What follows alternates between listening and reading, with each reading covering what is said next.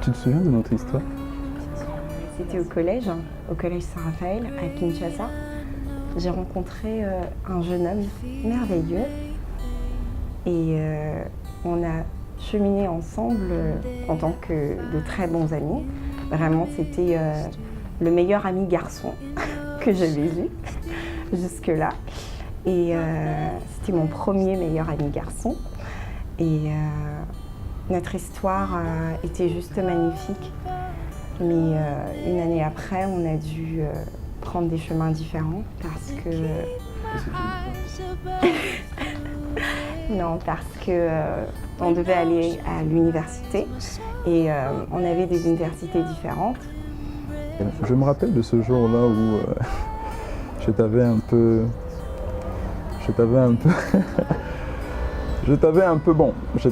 méprisé, mais au fond, qui savait ce qui pouvait arriver par la suite, qui savait. Et du coup, ça a mis fin à notre relation aussi, cet éloignement. Mais je me souviens que c'était une période où je m'étais rapprochée encore un peu plus du Seigneur, de savoir qu'il y avait plus que le fait d'aller à l'église en fait. Je savais que c'était possible de bâtir une relation forte et vraie avec le Seigneur. C'est d'ailleurs ça qui m'a poussée à me retirer un peu de cette relation afin de me concentrer sur Dieu. Et c'est quelque chose que je ne regrette pas parce que quand tu abandonnes quelque chose pour Dieu, là, il te le redonne toujours en mieux en fait. Et ça a été le cas pour moi.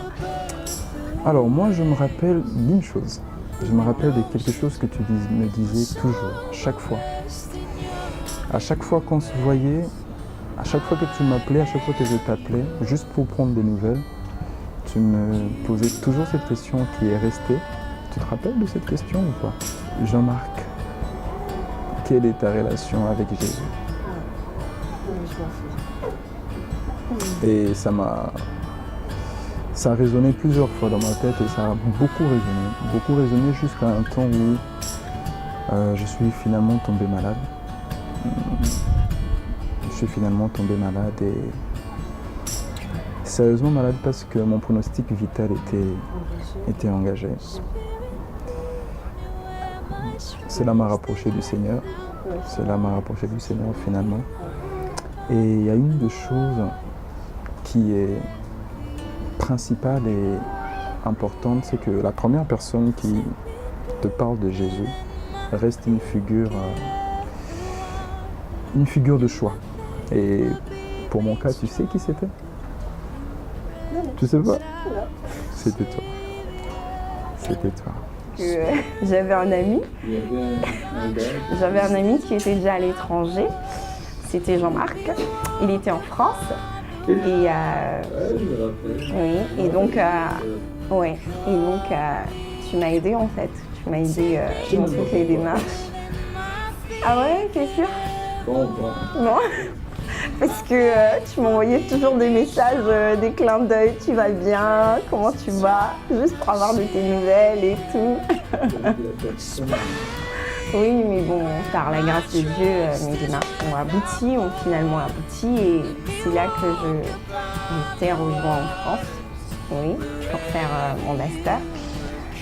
Mais en fait, dans ma tête, c'était déjà passé en fait notre histoire. J'étais passée à autre chose en fait, moi. Donc quand tu m'as refait ta proposition, c'était juste hors de question pour moi parce que, disons-le comme ça, c'était une page tournée, tu vois. Et je me rappelle que le jour où je venais te voir, je ne sais pas si je te l'ai déjà dit, le jour où je venais te voir, mon cœur battait tellement, que j'ai pas pu m'empêcher. Quelques temps après, je te disais ce que je ressentais. Et rideau râteau, justement parce que je pense que ce n'était pas le moment favorable, ce n'était pas la saison. Et cette fois-ci, tu m'as pas envoyé balader. Cette fois-ci, tu as accepté. Every day when I wake up in the morning, I go on my knees and pray. Make Jah show me way. Every day when I wake up in the morning, I go on my knees and pray. Make Jah show me way. I've been on my own for way too long, way too long. I misrule that I cannot find my way. I've been on my own for way too long, way too long. I misrule that I cannot find my way. And I said, I need you, oh Lord. I need you, oh Lord. Oh Baba God, I need you, oh Lord. I need you, oh Baba, waiting for heaven. I need you, oh Lord. I need you, oh Lord. Oh Baba God, I need you, oh Lord. I need you, oh Baba, waiting for heaven. I need you, oh Lord. I need you, oh Lord. Oh Baba God, I need you, oh Lord. I need you, oh Lord.